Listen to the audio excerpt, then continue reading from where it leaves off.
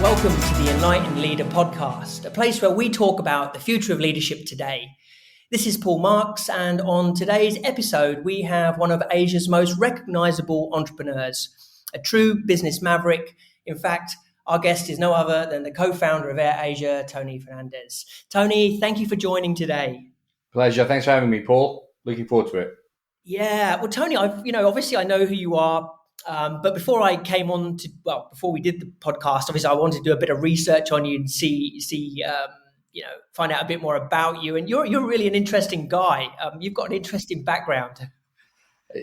Yeah, well, I suppose that's one way of saying it. Yeah, I have had an interesting background in that, I haven't been in one place for very long, and I haven't been in one type of career for very long. I've always been reinventing or relooking, and change management has always been kind of in my life from the moment I was packed off to boarding school, become an accountant, and then, moved out of the profession, which was my initial job as an auditor, and then joining Virgin as in the finance department, and then Warner Music in the finance department, and finally getting that break to go into the creative side of the business, and where I felt more comfortable in terms of marketing, etc. But as a first piece of advice, if there's any piece of advice, it's a great degree to have, a great qualification to have, being an accountant, because wherever you go, you need to look at numbers, and it served me well. So I have no regrets in becoming an accountant, but auditing wasn't really my cup of tea. Yeah, I mean, it's so interesting because when you typically think about entrepreneurs, I don't personally anyway think of them coming from an accountancy background. They tend to come from a very different place. And I'm probably being a bit judgmental there on accountants, but yeah, it's an interesting transition from accountancy to becoming an entrepreneur. I mean, what sparked that interest, Tony? Yeah, from a very young age, and I know this sounds kind of unbelievable, but I had told my dad when I was 5 or 6 years old I wanted to own an airline. My mother was very entrepreneurial, and she started Tupperware in Malaysia and then moved on to Corningware. And I always had business ideas. I always wanted to start a chip shop or a music business or all kinds of things. It was always in my head. And I always wanted to be my own boss, but I never had that courage, right? You slip into the corporate world and the trappings of the corporate world, first class travel and kind of stability, a pay package every month. You join that rat race of trying to be, go out the next ladder and be the ultimate boss, but you never are. And then I kind of got tired of corporate politics, and I worked so hard to ensure AirAsia has little of it. It's not invisible, but I work very hard to ensure that it's not a killer an organization as others. And I think I went through 3 mergers at Warner. Started as Warner. I joined as Warner Communications. Time Warner came along, CNN came along, and then finally AOL. And that was just one merger too many for me. And I didn't like the way people were treated. I was very outspoken. My boss didn't like me because he thought I was after his job, which I was. So I just decided impulsively that, it's now or never. I don't want to sit there and be a hypocrite and just collect the salary and realize they were destroying what I and others had built. And so I just went up to him, after a presentation at Time Warner building, and said, look, I quit. I think he was about to fire me anyway. So I quit, and I just felt it was time for me to move on and time for me to do something on my own. And I just quit in New York, flew to London, sitting in Spaniards Inn in Hampstead Heath, if you know it. Yeah, yes, I do. And contemplating what am I going to do for the rest of my life. And I saw Stelios on TV, the owner of EasyJet. And I always loved the concept of planes and the concept of flying. And I always had this admiration for Freddie Laker. I was a plane spotter when I was at boarding school. Me and my best mate, we used to go up to Heathrow from Epsom, stand at the Queen's Building, this is all before terrorism, and just watch planes and go up to car park 3. I mean, Yeah. it's probably not a great thing to admit, but I was a plane spotter. And, when I saw Stelios, and during my plane spotting days, I was intrigued by Freddie Laker. And I used to stand at the check-in counter and was amazed that people were flying to New York for $59 on SkyTrain. And when Ryanair started, I took the first flight to Dublin for like £8. And so when I saw Stelios, I thought, here's my calling. It's now or never. So I took a Green Line bus from Hampstead, around Hampstead to Luton Airport, because I was in the right part of town, right? It all fitted. I was in North London, straight up the M1 Yeah. to Luton. And I arrived at Luton and I saw everyone in orange and people flying to Barcelona for £9 and Paris for £6. And everyone generally felt happy. And I thought, this is my calling. And so, as you do, you have, I always say there's a very, very fine line between brilliance and stupidity. It's a very, very narrow line. And at that moment, I said, I'm going to start an airline. And the rest is history, so to speak. But Tony, it's really, a lot of us get callings throughout our lives for things that we want to do, but then somehow we talk ourselves out of it. Yeah.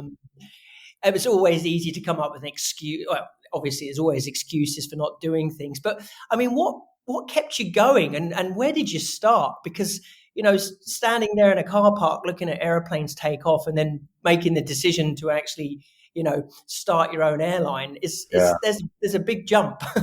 Yeah, it's a big jump. I've never been afraid of challenge. And as you'll probably ask me later, I'm making another massive jump from being an airline into a digital lifestyle company. Yeah. And so, when I was sent to boarding school, I was the only foreigner there, and I wanted to, I always set myself to be head boy and to go and be captain of hockey and all that. So I've always had that kind of drive to do something. And so, but when you look back at it, honestly, I mean, when I met the Chinese premier a while ago, and he said, God, AirAsia is a fairy tale. I thought, it really is a fairy tale. It's kind of stuff you see on Roy of the Rovers or a Disney movie. But I think I never had time to really sit back and say, am I doing the right thing? For me, and maybe the second lesson here to your listeners is, do you think this product would make a difference? Do you think people want this product? And that's what drove me. I knew people wanted low fares. Did I know the politics? Did I know, I had to deal with Malaysian Airlines and Singapore Airlines and all these other things, which, is not your normal style competitor. Aeropolitics is on another level. But I just was driven by the fact that, people wanted this product. And so I just went for it. And day by day, that dream became a reality. And on September the 8th, 2001, we took over AirAsia from DRB HiCom, subject to due diligence, because I had no money to pay the bonus. So I had to remortgage my house along with Cameroonians. And we had the princely sum of 500,000 ringgit to start this airline, which is $125,000. So it was really, you spend more in a car, actually. Yeah. It was interesting what you said back there as well, which the thing that drove you forward was that you could see that people, there was value in what you were doing, that you could offer value to people because you could see that there's something that people actually wanted. They wanted a low budget airline. Yeah, I mean, I've always been politically, it's a hard thing to describe in this world, but a caring capitalist. That I don't believe in leftist economics. I believe in the right to earn, the right to reward, and a meritocracy. But I'm very conscious of the social net, and that I'm very conscious of the wealth gap. And the low-cost airline was a great product for my ideals. only 6% of Malaysians flew when we started in AirAsia. And it was for the rich. In fact, if you look at my Instagram, someone sent me a 1952 ad of Malayan Airways and the price list. And actually, the airfares were more expensive than they are now, 70 years on. And so flying was really for the rich. And I knew that we would be incredibly popular if we democratized flying. And I kind of felt that the politics would go my way because it was such a popular product. And that's actually what happened. So we started off, no one took us seriously, as you would. Exactly what's happening in the digital world. You know, who are these guys from the music business? How can they take on Malaysian Airlines? By the time they realized we were a threat, we were too big and we were too popular. And, you know, the steamroller just went on. But it was a combination of product, a combination of branding, a combination of Robin Hood versus, you know, or David versus Goliath. The underdog. That we became, you know, so popular. And if I walk around Malaysia, you know, or Thailand or anywhere in Southeast Asia, you know, we're kind of idolized for what we've done. And there's been lots of ups and downs along the way, right? But the popularity of AirAsia and the popularity of us as entrepreneurs is kind of still amazing for me to see. Well, I mean, you've done, like you said, a fantastic job, and it really has opened up the airlines to people that, like you said, probably before had never even stepped on a plane before. Yeah, you know, I'll tell you a funny story on marketing, right? When we started, a lot of people were missing their flights. Really? What was causing that? Yeah, so because no one had flown before, they'd only taken a bus and a train, and they never had to check in, right? So they just waited in the lounge. So I'm not sure whether they expected the plane to drive through and pick them up. But, you know, so I hired a comic, the largest Malaysian comic. It's called Ujang, to explain about flying, to explain about how to check in and all these things. And, you know, you must remember, while everyone's talking about all these digital unicorn companies, we were the first digital company because we brought in the internet to sell tickets. Most people didn't have credit cards. And so we had to create our own payment system. So really, we created so many firsts in Malaysia. But the joy, and it's still my joy, Paul, unfortunately, I haven't done it for a while. But, you know, whenever I'm very stressed, there are two things I do. I drive my car out to the runway just to see planes, as I did at Heathrow and at Subang, which is where my mother used to fly into, and just watch our planes take off. The only difference is it's our planes this time. And we also have a roof terrace on our office now, which was kind of built on the fact that, you know, we started watching planes at Car Park 3. It's very similar. And then the second thing is, which is a great stress buster for me, is to go and meet people at the airport, you know, and I mean, there'll be some people upset with me for sure who missed their flights or delayed or whatever, but 95% of people are just saying, you transformed my life. I never thought I could go here. I never thought I could go here. I never thought I could visit my ancestors. I never thought I could come to university in Malaysia from Aceh. So there are hundreds of these wonderful stories, and it keeps you going. And then there's the third element now. Within our own staff, we created a unique culture of promoting within and democratizing. So we have boys and girls who left school at 14 and 15, but had a much bigger brain than me, that are pilots now or CEOs. And so that's the third element of what, you know, I've been very proud of. So it's really about developing people there, isn't it? Putting people. In fact, you know what, Tony? When I think about it, you pretty much put people at the center of your business, haven't you, from the very get-go? Very much.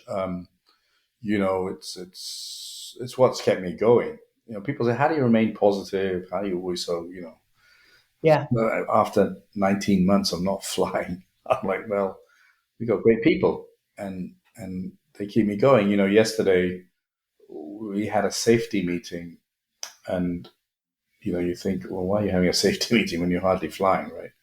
But Yeah. then all my pilots were there, and engineers, and guest services, and cabin crew, and it was wonderful seeing everyone, and it just gave me that energy to, while I've been focusing so much on digital, that we've built an amazing airline, and the professionalism amongst all my team who've had their pay cuts and some being furloughed was a joy to see. And even my security department, which I always kind of tease, as they I always say, you can invade a country, there's so many of you.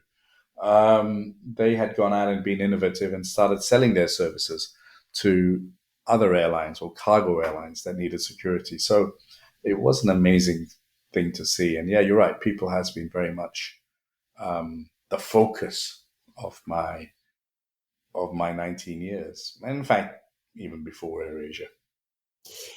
When we did some research last year at the beginning of the pandemic, and what we wanted to look at was essentially, what traits do leaders need to move businesses forward into the future, into the decade ahead.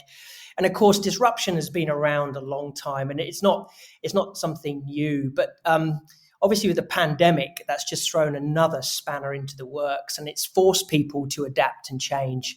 But Tony, one of the things that we found that was really important to both employees and leaders was the need for a purpose and people-powered business that is developed on a community of individuals that share the same values, at least pull in the same direction. And it sounds like that's exactly what you've been doing, as I said, from the get-go here, where people have been at the front of it. You've had a very strong purpose in place that I think that we can all connect with. It is an inspiring purpose to think that you can put people in the air that would have never had the opportunity. It's just an interesting thought. Yeah, it's still, I always say, whatever happens going forward, we change flying forever.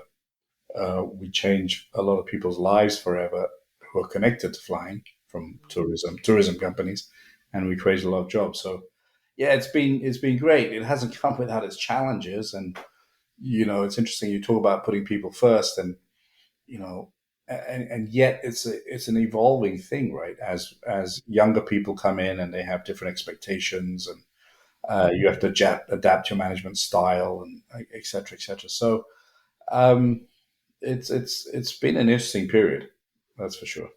And Tony, obviously, it goes without saying, this period has been very tough for you. And I mean, what other business has probably been hit so hard? But you haven't sat down and, just sat there and done nothing. You've started to create and work on a digital platform, a digital business, which I think is also really interesting. So can you tell us a little bit about what you're doing now and where you see your business moving forward? Yeah. So maybe, about 2 years before this COVID happened, I started looking at companies such as Uber, Grab, Gojek, etc., and thinking, well, we could do the same as them. We've got better data. We've got far better experience at branding and marketing. And we have an amazing payment infrastructure, plus really deep knowledge of the internet, because we've been doing it for 19 years. At that point, 17 years. So we started this process of first understanding data and what we had, and started, working with Palantir and Google and building our data structures, and then starting to look at different models. But I wasn't in a rush because, look, I didn't create low-cost airlines. Herb Kelleher did. And Michael O'Leary perfected the cost model, and Stelios brought a kind of a fun brand to it. I took a little bit out of everything and created AirAsia. So I was waiting to see what the final models would be so that we didn't have to invest tons and tons of money. So we kept looking. We started a fintech, Big Pay, 2018. And today's kind of a historic day that, we've just raised some capital for it. And And then I started the whole logistics thing. And then our super app, transformating logistics, I felt that we could do what we did to passengers for boxers, and really bust that open, allow the small man on the street to have the same kind of accessibility as big corporations. So those two started, and then I was toying around with how do I utilize this big asset called AirAsia.com, which is only selling AirAsia tickets, into doing other things. Yeah. And that became the birth of our super app. But that really got into action at COVID, during the COVID period. And you're right. I mean, it's testament to our management that, many airlines sat there and just cried and asked governments to bail them out. Yeah. But we decided, we still ask governments to help us. Haven't received it as yet, 18 months on, but hopefully soon. But we decided to, not put our heads in the sand, not blame the world for COVID. It's here, it's happened. How do we capitalize on it? So the first thing is, it's an amazing opportunity to redo your airline business, because, this is a second coming, so to speak. First coming was when I took over AirAsia. Of course, you go fat, you get complicated, etc. So you peel away all of that in preparation for a relaunch. And then we worked on this digital, accelerating what we have done already. And so when you talk about going digital, and you talked about the is it the super app, Tony? Yes, I mean, we have 3 digital products. We have the super app, which is basically taking all that data and selling more things. The nutshell, and trying to create that super app so that you would spend more of your life on it. So if you think, okay, travel is one part, that's the most important part for us. But the second is delivery, right? So delivery of groceries, delivery of beauty products, hygiene products, delivery of food, prepared meals, and then delivery of packages, and then delivery of people, in terms of, we did it in the air, so we'll do it on ride hailing. So those are the 2 chunky bits. And then we say, look, we're all about inclusivity. So let's make finance inclusive for our audience who may not know how to buy a unit trust, or would like to invest a bit in gold. And this whole Bitcoin revolution has shown that there's a lot of capital. The Robin Hood scenario has shown there's a lot of capital out there. It's not just, the top 5% of private banks. And so that's the next chapter. And then I feel there's a big opportunity to make health inclusive. And finally, education. In terms of what we did is we started reskilling our staff in the knowledge that digital was going to make them lose a lot of jobs. And I didn't want to lose people who'd been loyal to us for a long time. So we started reskilling them into data science, into etc. So those are the 5 things. And then the other difference of the social of the super app is creating socialness, community. We've been really good at that, and the tools are there so that you can communicate to this group. So a lot of these super apps at the moment are transactional. I'm trying to bring a community effect to that. So that's a super app. It's a massive kind of endeavor. But I really believe we have a great opportunity, and it's stuck together by our rewards program, stuck together by chat, and some music.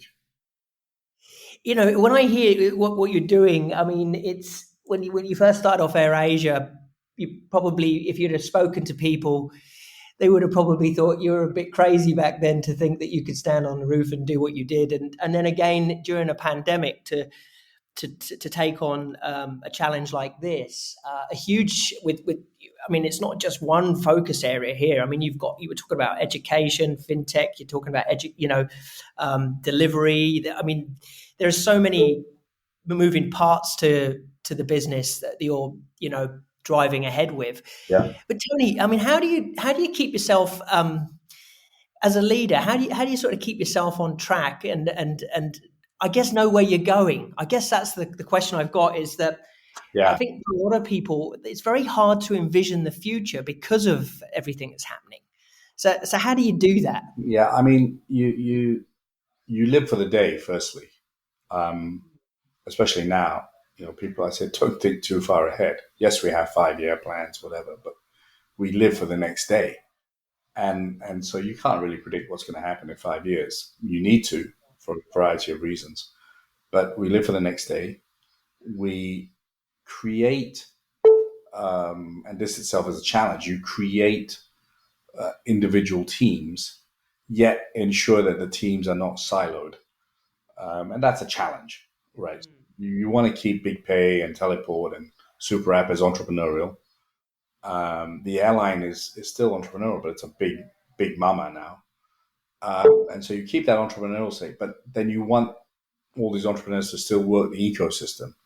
And that's a challenge. But in terms of management, so that's my management challenge, is to keep young, aggressive people to not just look at their own business, but to look at the whole ecosystem. And but then in terms and controlling it all from a helicopter's view. And my job is really getting the strategy together, driving that strategy, putting the right management team in place, and ensuring the ecosystem works with each other. It is a massive job, but uh, it's linked. The digital side is about consumer, so our super app. It's about logistics, and it's about fintech. So it's all kind of linked at the end of the day. So what you really need to do is have people in your team, individuals that are able to run with it, have that entrepreneurial spirit, if you like, but also be able to sort of connect and collaborate with everyone so that you're all working towards. Correct. And that's been the biggest challenge, to be honest. Yeah. You get young, Yeah. aggressive people who are entrepreneurial, and they're like, "Well, screw the rest. I'm just focused on Big Pay, or I'm just focused on, teleport." Would you say your organization is quite flat, Tony? I mean, do you have? Yeah, it's very flat. Certainly at my level, it's very flat, and I think it's a simple structure. And I think all the CEOs are like that. Some are a little bit more hierarchical, but it's generally a pretty flat company. Yeah, and I'm finding that the leaders, or the organisations that we talk to and work with very often, that seems to be the way forward. The more that you can move the layers of management and that hierarchy in place, obviously you can be a much more agile. Yeah, I think it's the only way, to be honest. It's the only way. It's an advantage for me in Asia right now because most Asian companies are still very hierarchical. So Yes. you can move and even the unicorns, actually, everyone talks about these Asian unicorns, but they're young people, but they're still pretty hierarchical. So that gives us the ability to move quickly, and create what we've created. So going forward into the future, what kind of leaders are you looking for? I mean, what type of people, what's sort of the ideal person that will be driving your organization forward in, say, the next 3 to 5 years? Yeah, I'd like people with a vision. I'd love people who are great communicators, who value their other people. If it's in the delivery business, it's not just their senior management team. They're valuing the drivers and the riders, who are just as important as I did the guys who carry bags. Yeah. I value team players, and I value executors and precision executors. There's a strategy and they execute it to the dot. That's kind of the most important bit. Talk is cheap.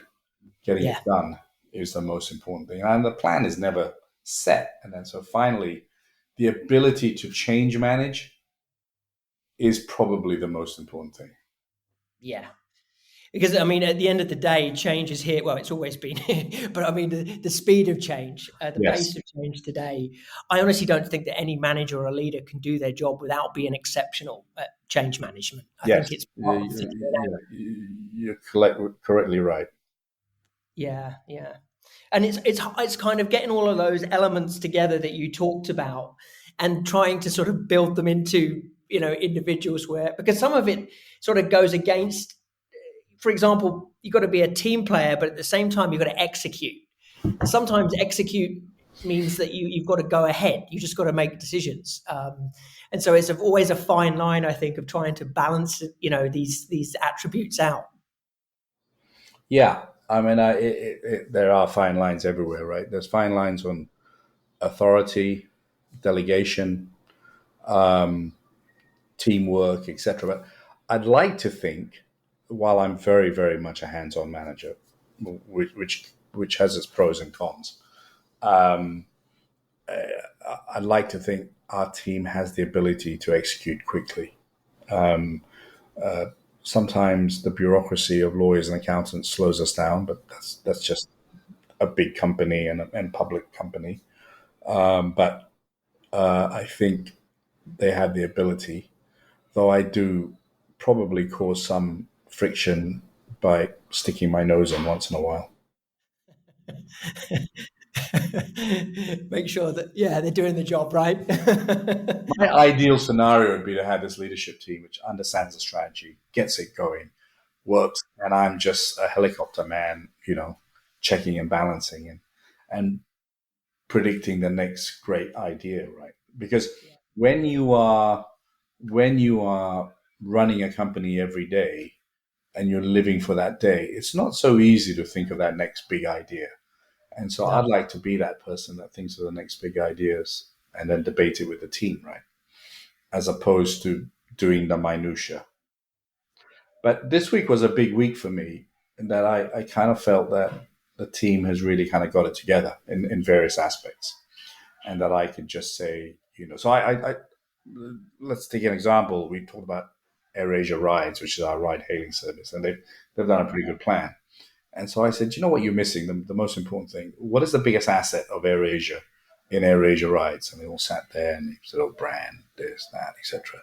I said, no, the biggest aspect is the head of AirAsia Rides is a pilot and he's head of safety.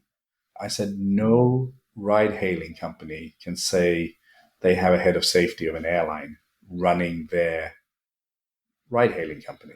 And we all know of incidences, whether it's COVID-related, whether it's issues that have happened in the taxi with drivers, with women or men, or theft or whatever.